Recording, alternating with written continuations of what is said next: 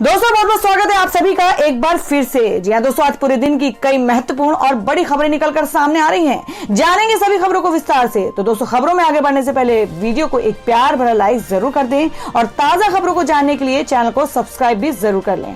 तो देखते हैं पहली बड़ी खबर क्या निकल कर आ रही है। दोस्तों, आज की पहली बड़ी खबर निकल कर आ रही जो कि किसान आंदोलन को लेकर है, जिसमें नरेश टिकैत की चेतावनी। कहा हमने तो खूंटे गाड़ दिए हैं, अब तो लड़ेंगे और जीतेंगे भी। जी हां, आपको बता दें कि तीनों कृषि कानूनों को वापस कराने के लिए देश भर के किसान अपनी मांगों को लेकर दिल्ली के बॉर्डरों पर डटे हुए हैं। गाजीपुर बॉर्डर पर कृषि कानूनों को वापस कराने की मांग को लेकर अड़े किसान नेता राकेश टिकैत के समर्थन में अब देश भर के किसान और तेजी से जुड़ने लगे हैं। आपको बता दें कि भारतीय किसान यूनियन के अध्यक्ष नरेश टिकैत ने ट्वीट के जरिए केंद्र सरकार को चेतावनी दी है कि अब तो लड़ेंगे भी और जीतेंगे भी।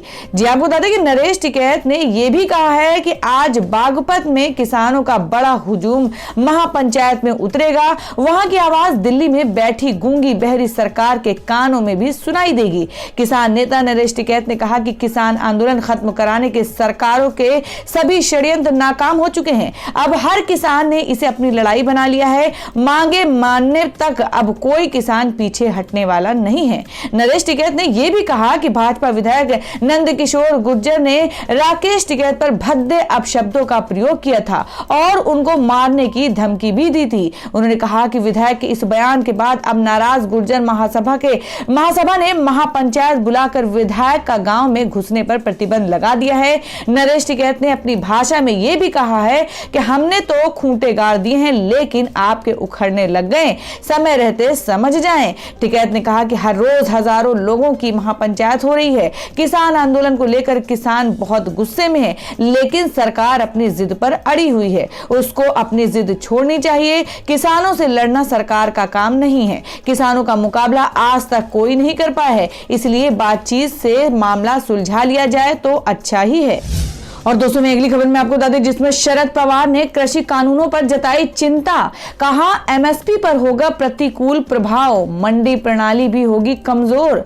जी हां, आपको बता दें कि केंद्र के 3 नए कृषि कानून पर चिंता प्रकट करते हुए एनसीपी प्रमुख शरद पवार ने शनिवार को कहा कि यह कानून न्यूनतम समर्थन मूल्य एमएसपी पर प्रतिकूल प्रभाव डालेगा और मंडी प्रणाली को कमजोर कर देंगे। पवार ने कहा कि वे प्रधानमंत्री नरेंद्र मोदी के साथ सर्वदलीय बैठक में डिजिटल माध्यम से शामिल हुए। बैठक में संसद के बजट सत्र के लिए प्रस्तावित एजेंडा से जुड़े विषयों, किसान आंदोलन, महिला आरक्षण विधेयक और अन्य महत्वपूर्ण विषयों पर चर्चा हुई। राष्ट्रवादी कांग्रेस पार्टी एनसीपी प्रमुख ने कहा कि नए कानून एमएसपी पर फसल खरीद करने के ढांचे को प्रतिकूल रूप से प्रभावित करेंगे, जिससे मंडी प्रणाली कमजोर हो जाएगी। उन्होंने एमएसपी को सुनिश्चित करने और इस व्यवस्था को कहीं अधिक मजबूत करने की जरूरत पर जोर दिया। पवार ने ट्वीट किया, सुधार एक सतत प्रक्रिया है। एपीएमसी या मंडी प्रणाली में सुधारों के खिलाफ कोई भी व्यक्ति दलील नहीं देगा, लेकिन इस पर एक सकारात्मक बहस का यह मतलब नहीं है कि यह प्रणाली को कमजोर या नष्ट करने के लिए है।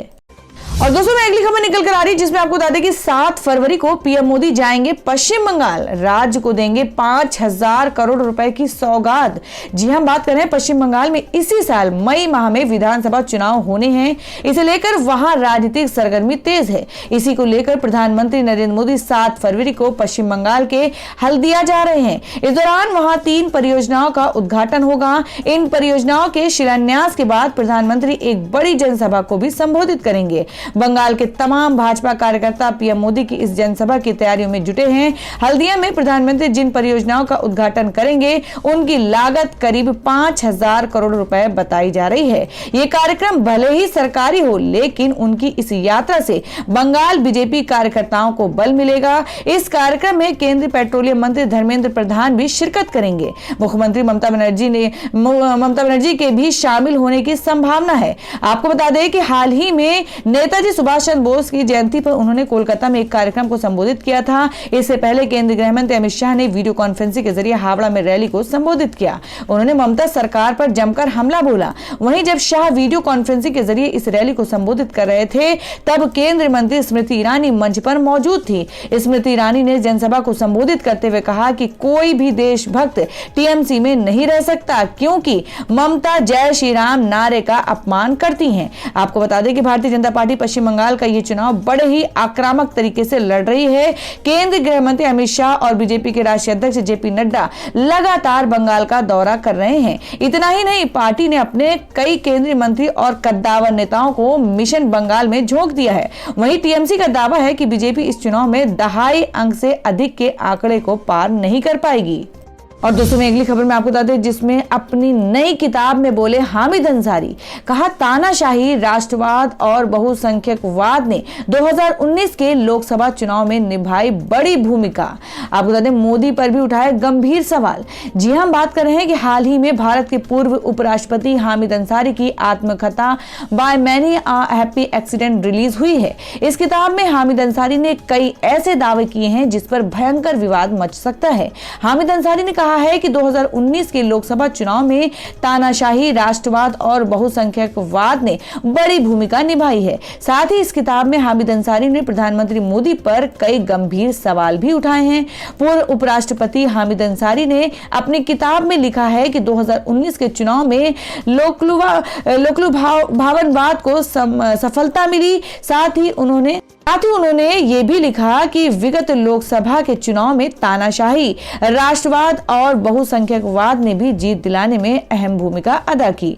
हामिद अंसारी ने अपनी किताब में कहा कि हालांकि बीते कुछ सालों में राष्ट्रवाद और बहुसंख्यकवाद के प्रारूप में कमी देखने को मिली है, लेकिन असंतोष को दबाने की घटना काफी बढ़ी है। हालांकि इसके अलावा इस किताब में और भी काफी बातें लिखी हैं। इस किताब में गोधरा दंगे का भी जिक्र किया गया है। किताब के अनुसार एक बार पीएम मोदी तब के उपराष्ट्रपति हामिद अंसारी से मिलने गए थे। मिलने के दौरान हामिद अंसारी ने पीएम मोदी को कहा कि आपने अपने शासनकाल के दौरान गोधरा दंगा क्यों होने दिया, जिस पर पीएम मोदी ने जवाब देते हुए कहा कि लोग सिर्फ एक पहलू को देखते हैं, लेकिन अच्छे काम को नजरअंदाज कर देते हैं। साथ ही नरेंद्र मोदी ने कहा कि वे मुस्लिम लड़कियों की शिक्षा के लिए अच्छा काम कर रहे हैं। इस पर हामिद अंसारी ने नरेंद्र मोदी को कहा कि वे इन कामों का प्रचार किया करें, जिस पर नरेंद्र मोदी ने कहा कि ये मेरी राजनीति को सूट नहीं करता है। साथ ही हामिद अंसारी ने यह भी लिखा है कि सबको मिलाकर चलने वाली संस्कृति, भाईचारा जैसे संवैधानिक मूल्य राजनीति से गायब होते जा रहा है और इसकी जगह उनके विपरीत धारणाओं को बढ़ावा दिया जा रहा है। अपनी आत्मकथा में हामिद अंसारी ने अपने राजनयिक जीवन और उपराष्ट्रपति कार्यकाल के दौरान के कई अनुभवों को साझा किया है। और दोस्तों में अगली बड़ी खबर एबीपी सी वोटर सर्वे के हवाले से आ रही है, जिसमें सर्वे के अनुसार 29% ने माना कोरोना काल में मिली केंद्र से मदद पर 66% का इनकार। जाने बजट पर पोल में क्या है जनता की राय। जी हम बात कर रहे हैं कि 1 फरवरी से संसद में आम बजट पेश किया जाएगा। इससे पहले एबीपी न्यूज सी वोटर ने प्री बजट सर्वे किया है, जिसमें लोगों से सवाल पूछा गया है कि क्या कोरोना काल में सरकार ने लोगों की मदद की। 29% ने माना कि कोरोना काल में केंद्र से मदद मिली, पर 66% का जवाब इनकार में था। सर्वे में लोगों से मुफ्त कोरोना वैक्सीन को लेकर भी सवाल किया गया। लोगों से पूछा गया कि क्या सरकार बजट में इस बात का ऐलान कर सकती है कि लोगों को मुफ्त में कोरोना वैक्सीन दी जाए। इस पर 73.1% लोगों ने हाँ में जवाब दिया है और 22.4% लोगों ने कहा है कि सरकार को इस बजट में कोरोना वैक्सीन को मुफ्त में प्रत्येक नागरिक को दिया जाने का ऐलान नहीं करना चाहिए। दवाओं को सस्ता करने के सवाल पर 91% लोगों ने हाँ में जवाब दिया। 4 का जवाब नहीं था तो 4% बोले वे इस बारे में कुछ नहीं कह सकते। हेल्थ इंश्योरेंस पर टैक्स सीमा छूट बढ़ाए जाने के सवाल पर 67% लोगों ने कहा कि सरकार को यह कदम उठाना चाहिए। 22% का जवाब नहीं में था तो 11% बोले कि वो कुछ नहीं कह सकते। तो दोस्तों, आप लोगों की क्या राय है कि क्या सरकार को कोरोना वैक्सीन फ्री में देना चाहिए? आप अपनी राय कमेंट बॉक्स में जरूर दें। बढ़ते अगली खबर की ओर। और दोस्तों में एक और खबर मैं आपको बता दें जो कि पश्चिम बंगाल से है कि ममता बनर्जी की टेंशन बढ़ाएंगे ओवैसी। बंगाल चुनाव में जीत के लिए बिहार के विधायक उतारे मैदान में। जी हम बात करें पश्चिम बंगाल विधानसभा चुनाव 2021 के लिए ऑल इंडिया मजलिस इत्तेहादुल मुस्लिमीन के नेता असदुद्दीन ओवैसी ने पार्टी के 8 नेताओं को पर्यवेक्षक नियुक्त किया है। AIMIM की ओर से जिन नेताओं को जिम्मेदारी दी गई है उनमें तेलंगाना के नामपल्ली से विधायक जफर हुसैन मिराज और विधान परिषद सदस्य मिर्जा रियाज उल हसन हसन एफेंदी को कोलकाता और दक्षिण बंगाल की जिम्मेदारी सौंपी गई है। मुर्शिदाबाद, बीरभूम और नडिया के लिए बिहार के अमौर से विधायक अख्तरुल ईमान, बिहार के AIMIM youth president Adil Hussain को परिप्रेक्षक नियुक्त किया गया है। तो दोस्तों, खबरों में आगे बढ़ने से पहले जान लेते हैं आज के माइंड के उसके सवाल को। आज का सवाल है, आपको बताना है कि केरला की राजधानी कहाँ है। इसका जवाब आपको वीडियो के नीचे कमेंट बॉक्स में देना है और सही जवाब देने वाले को रैंडमली से लिखा जाएगा और वो जीत सकते हैं बम्पर पुरस्कार। तो बढ़ते हैं अगली खबर की ओर। और दोस्तों, मैं अगली खबर में आपको बता दें कि OTT प्लेटफॉर्म और डिजिटल अखबार के लिए जारी होंगी गाइडलाइन। तांडव विवाद के बाद एक्शन में आया केंद्र। जी हां, आपको बता दें कि वेब सीरीज तांडव पर विवाद के बाद केंद्र सरकार ने OTT प्लेटफॉर्म को लेकर जल्द गाइडलाइन जारी करने का निर्णय लिया है। केंद्रीय मंत्री प्रकाश जावड़ेकर ने रविवार को कहा, OTT पर चलने वाले कुछ सीरियल के बारे में बहुत शिकायतें आई हैं और उसका संज्ञान लिया गया है। OTT की फिल्म, कार्यक्रम, डिजिटल अखबार पर press counselling, cable television sensor board का कानून लागू नहीं होता था। इनके संचालन के लिए जल्द ही सुचारू व्यवस्था की घोषणा की जाएगी। मालूम हो कि हाल ही में वेब सीरीज तांडव को लेकर देश भर में विरोध देखने को मिला है। वेब सीरीज के खिलाफ देश के कई राज्यों में FIR की गई है। सीरीज पर हिंदू भावनाओं को ठेस पहुंचाने का आरोप लगा है। महाराष्ट्र के गृह मंत्री अनिल देशमुख ने भी कहा था कि तांडव को लेकर शिकायतें मिली हैं। तब उन्होंने कहा था कि केंद्र सरकार को OTT पर जो भी सीरीज या फिल्में रिलीज होती हैं उसके लिए कानून बनाना चाहिए ताकि ऐसी घटनाएं फिर ना हो सके। और दोस्तों, में अगली बड़ी खबर निकल कर आ रही है जिसमें आपको बता दें कि पश्चिमी यूपी ना बन जाए किसान आंदोलन का केंद्र। भाजपा नेताओं को डर, योगी सरकार के लिए अच्छा संकेत नहीं।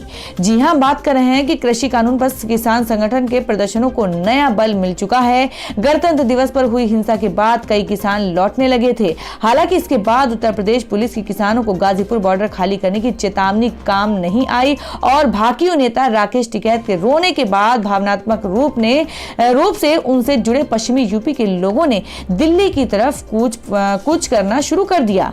टिकैत के आह्वान पर 2 दिन पहले ही मुजफ्फरपुर में महापंचायत का भी आयोजन हुआ था। इससे अब माना जा रहा है कि किसान प्रदर्शनों को मिला बल यूपी की योगी आदित्यनाथ सरकार के लिए मुश्किलें पैदा कर सकता है। गाजीपुर, सिंघू और टिकरी बॉर्डर पर किसानों के बड़ी संख्या में जुटने के बाद प्रधानमंत्री मोदी ने एक दिन पहले ही ऑल पार्टी मीटिंग में कहा था कि वे किसानों से एक टेलीफोन कॉल ही दूर हैं। पीएम ने कानूनों को 1.5 साल रोकने के कृषि मंत्री के वादे को भी दोहराया था। खुद भाजपा सरकार के एक मंत्री ने माना था कि योगी आदित्यनाथ सरकार की गाजीपुर में पुलिस बल के जरिए धरना स्थल को खाली कराने की कोशिश उल्टी पड़ गई। गौरतलब है कि मोदी सरकार गाजीपुर प्रदर्शन स्थल पर हुई घटना से पहले कृषि कानून के खिलाफ हो रहे विरोध को पंजाब और हरियाणा तक सीमित मान रही थी, लेकिन टिकैत के आंसू बहाने के बाद अब आंदोलन की आग पश्चिमी यूपी तक फैल गई है। भाजपा में कई नेताओं ने डर जताया है कि पश्चिमी उत्तर प्रदेश आने वाले समय में किसान आंदोलन का केंद्र बन सकता है, जो कि योगी आदित्यनाथ सरकार के लिए मुश्किल पैदा करेगा। इसकी एक वजह यह है कि 2014 से लेकर 2019 तक भाजपा ने यूपी के जाटलैंड कहे जाने वाले पश्चिमी यूपी में जबरदस्त सीटें हासिल की हैं। अपनी हिंदुत्ववादी पार्टी की छवि की वजह से भाजपा ने इस क्षेत्र में मजबूत कही जाने वाली रालौत के बड़े नेता को भी हरा दिया था। लेकिन अब कृषि कानूनों पर विरोध प्रदर्शन के बाद भाजपा नेताओं को डर है कि जाट समुदाय को दोबारा अपनी तरफ लाना नामुमकिन भी साबित हो सकता है। और दोस्तों, अगली खबर में आपको बता दें कि अधीर रंजन चौधरी बोले, कहा मोदी नहीं बन पाए हर वर्ग के नेता, हिंदू नेता के तौर पर है पीएम की पहचान। जी हां, आपको बता दें कि लोकसभा में कांग्रेस के नेता अधीर रंजन चौधरी का कहना है कि पीएम नरेंद्र मोदी हिंदुस्तान के सभी वर्गों के नेता नहीं है। उनका कहना है कि हिंदू नेता के तौर पर ही मोदी की पहचान है और वे इसी पहचान के सहारे हिंदुस्तान पर राज करना चाहते हैं। आपको बता दें, कुछ मीडिया में सीधी बात कार्यक्रम में जब उनसे एंकर पूछा कि मोदी पिछले लोकसभा चुनाव में 306 सीटें जीतकर आए हैं, इतनी बड़ी जीत इंदिरा गांधी के बाद पहली बार किसी को मिली है, फिर भी आप उन्हें सभी वर्गों का नेता क्यों नहीं मान रहे? चौधरी का जवाब था कि ये उनकी खामियां हैं। यूपी में एक भी मुसलमान को जगह नहीं दी क्योंकि मोदी उनके नेता नहीं बनना चाहते। हिंदू ज्यादा हैं, इस वजह से मोदी ध्रुवीकरण की राजनीति करते हैं। एंकर ने जब पूछा कि लोक सत्र में जो जीते वो सिकंदर तो कांग्रेस कांग्रेस इस तरह की राजनीति क्यों नहीं करती। अधीर रंजन का कहना था कि उनकी पार्टी ध्रुवीकरण की राजनीति नहीं करती। विश्व में जहां भी ऐसी राजनीति हुई है उसका हश्र सभी ने देखा है। उनका कहना था कि कांग्रेस का हिस्सा बनना उनके लिए गर्व की बात है। कांग्रेस ने आजादी की लड़ाई में हिस्सा लिया, इसका एक स्वर्णिम इतिहास है। उनका कहना है कि भारत में इस समय धर्म की राजनीति हो रही है, लेकिन ये चीज हमेशा कायम नहीं रहेगी। उनका कहना था कि ये परमानेंट फीचर नहीं है। कांग्रेस फिर से जोरदार प्रदर्शन करेगी। नेता को लेकर पूछे गए सवाल पर उन्होंने कहा कि हमारे पास सोनिया गांधी, मनमोहन सिंह और राहुल गांधी जैसे नेता हैं। और दोस्तों में अगली खबर में आपको बता दें, जिसमें पत्रकारों की गिरफ्तारी पर बोले राहुल और प्रियंका गांधी। कहा, जो सच से डरते हैं वे सच्चे पत्रकारों को गिरफ्तार करते हैं। जी हां, आपको बता दें कि कांग्रेस पूर्व अध्यक्ष राहुल गांधी तथा महासचिव प्रियंका गांधी वाड्रा ने किसान आंदोलन को कवर कर रहे पत्रकारों को गिरफ्तार कर उनके खिलाफ प्राथमिकी दर्ज करने के लिए सरकार पर तीखा हमला करते हुए रविवार को कहा कि वे सच बोलने वालों से डरती हैं, इसलिए उनकी आवाज दबाने की कोशिश कर रही हैं। राहुल गांधी ने ट्वीट किया, जो सच से डरते हैं वे सच्चे पत्रकारों को गिरफ्तार करते हैं। वहीं प्रियंका गांधी वाड्रा ने कहा, किसान आंदोलन कवर कर रहे पत्रकारों को गिरफ्तार किया जा रहा है, उन पर मुकदमे दर्ज किए जा रहे हैं, कई जगहों पर इंटरनेट बंद कर दिया है। भाजपा सरकार किसानों की आवाज को कुचलना चाहती है, लेकिन वे भूल गए हैं कि जितना दबाओगे उससे ज्यादा आवाजें आपके अत्याचार के खिलाफ उठेंगी। कांग्रेस ने अपने आधिकारिक पेज पर ट्वीट किया और कहा, तानाशाह सल्तनत को सत्य से डर लगता है, तानाशाह सल्तनत को अहिंसा से डर लगता है, इसलिए तानाशाह सल्तनत का शासक निष्पक्ष पत्रकारिता पर जुल्म करता है। पार्टी के संचार विभाग के प्रमुख रणदीप सिंह सुरजेवाला ने कहा, भाजपा की शह पर आंदोलनकारी किसानों पर आक्रमण की पोल खोलने वाले पत्रकारों पर झूठे मामले दर्ज करके और आंदोलन की जगहों पर मोबाइल इंटरनेट बंद करके आप किसान आंदोलन को दबा नहीं पाएंगे, देश की आवाज बंद नहीं कर पाओगे। और दोस्तों में अगली खबर आ रही बिहार से। जी आपको बता दें, जिसमें उपेंद्र कुशवाहा ने सीएम नीतीश कुमार से की तीसरी मुलाकात। रालोसपा के जदयू में विलय की बात आगे बढ़ी। जी हम बात कर रहे हैं मुख्यमंत्री नीतीश कुमार से एक अड़े मार्ग स्थित सीएम आवास पर जाकर राष्ट्रीय लोक समता पार्टी के अध्यक्ष उपेंद्र कुशवाहा ने रविवार यानी 31 जनवरी को मुलाकात की। इस दौरान जदयू के वरिष्ठ नेता एवं राज्यसभा सांसद वशिष्ठ नारायण सिंह भी मौजूद थे और करीब 1 घंटे की मुलाकात में दोनों के बीच बहुत सारी बातें हुई। सूत्रों का दावा है कि सब कुछ सही रास्ते पर है, आगे का इंतजार कीजिए। मुलाकात के बाद सीएम आवास से बाहर निकले कुशवाहा ने भी स्वीकार किया कि नीतीश से वे कभी अलग नहीं थे। हाँ, हमारी अपनी अपनी राजनीति है, आगे के बारे में अभी कुछ भी कहना जल्दबाजी होगी। बहरहाल दोनों नेताओं के बीच इस मुलाकात को लेकर सियासत में फिर नए राजनीतिक समीकरण बनने और सियासी उलटफेर की चर्चा गर्म हो गई है। हालांकि कुशवाहा ने खुद इस मुलाकात के बाद में ज्यादा बताने से परहेज किया, लेकिन सूत्रों का दावा है कि विलय की बात आगे बढ़ गई है, कुछ अड़चन है जिसे जल्द ही दूर कर लिया जाएगा। वैसे रालोसपा के एक वरिष्ठ नेता ने बताया कि लोक जनशक्ति पार्टी को राजग से बाहर का रास्ता दिखाने पर आमदा जदयू ने रालोसपा को साथ आने का ऑफर दिया है, किंतु प्रत्यक्ष तौर पर कुशवाहा जदयू में रालोसपा के विलय के सवाल को खारिज करते हैं। उन्होंने ये भी कहा कि जदयू को भी अपनी भावना से अवगत करा दिया गया है। और दोस्तों मैं अगली खबर में जान लेते हैं क्या है देश भर में मौसम के ताजा हालात। जी आपको बता दें कि ठंड से बेहाल उत्तर भारत, अगले 3 दिनों तक पड़ेगी कड़ाके की ठंड। जी आपको बता दें वहां है ऑरेंज अलर्ट जारी। जी हाँ, बात करें कि जनवरी का महीना खत्म होने को है, लेकिन लोगों को सर्दी से कोई राहत नहीं मिली। उल्टा भीषण सर्दी ने लोगों का जीना मुहाल किया हुआ है। दिल्ली समेत पूरा उत्तर भारत घने कोहरे और शीतलहर की चपेट में है। दिल्ली में कल भी सुबह घना कोहरा छाया हुआ है। शहर में अधिकतम तापमान 22 डिग्री सेल्सियस और न्यूनतम 4 डिग्री सेल्सियस तक पहुंच गया है। तो वहीं यूपी बिहार का भी यही हाल है। मौसम विभाग के मुताबिक दिल्ली में 3 फरवरी से 5 फरवरी के बीच हल्की बारिश हो सकती है। तो वहीं बिहार में ऑरेंज अलर्ट जारी किया गया है और अगले 3 दिनों तक भीषण सर्दी की चेतावनी जारी की गई है। दिल्ली के एयर क्वालिटी इंडेक्स में पिछले दिनों के मुकाबले सुधार हुआ है, लेकिन अभी भी आबो हवा में प्रदूषण बरकरार है। केवल दिल्ली ही नहीं, गिलगित बल्टिस्तान, मुजफ्फराबाद और हिमाचल प्रदेश में बारिश और बर्फबारी की आशंका है। तो दोस्तों ये थी अब तक की सभी बड़ी खबरों की अपडेट्स। टुडे ब्रेकिंग न्यूज और लेटेस्ट खबरों को देखने के लिए हमारे चैनल को सब्सक्राइब जरूर कर लें, वीडियो को लाइक और शेयर भी जरूर कर दें अपने दोस्तों और रिलेटिव्स के साथ। तो दोस्तों फिर मिलेंगे काम की खबरों और सरकारी योजनाओं की एक और नई वीडियो के साथ। तब तक के लिए धन्यवाद दोस्तों।